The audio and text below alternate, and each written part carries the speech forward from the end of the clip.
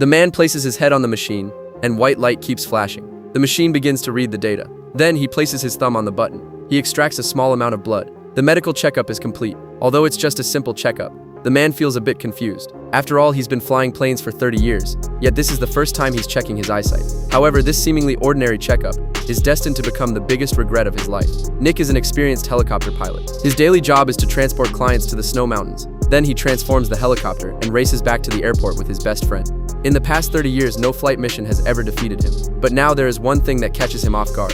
Today is his daughter's birthday, but the family dog suddenly dies from a virus. To avoid making his daughter sad at the birthday party, his wife asks Nick to clone a new dog. But how could Nick trust a scientific monster sleeping in his daughter's bed? After being persuaded by his best friend, Nick decides to check out the cloning company. At this point, he suddenly receives an assignment from his superiors. The world's richest man personally requests Nick to pick him up. To ensure Nick doesn't miss his daughter's birthday, his best friend volunteers to take his place on the mission.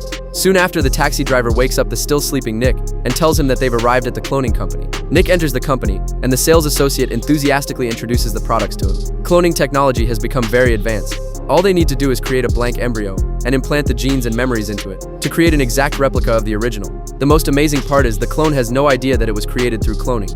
After some thought, Nick finally decides to buy the most desired realistic toy for his daughter. However, when he returns home, he finds that the birthday party has already started. And to his shock, he sees another version of himself kissing his wife. There's also a matching realistic doll on the table.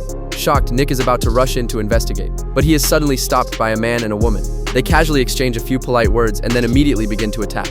Luckily, Nick is strong and healthy. Not only does he escape, but he also subdues the woman. At this point, he learns that they were sent to arrest him. During his escape, another man pursues him. After an intense chase, the two assassins are killed on the spot. To avoid being killed, Nick finally jumps into a pool of water at the bottom of a cliff. He then goes to the police station to report the incident, but the police treat him as a madman and lock him up. Meanwhile, the woman's body is brought back to the cloning company, and the doctor immediately starts the cloning procedure.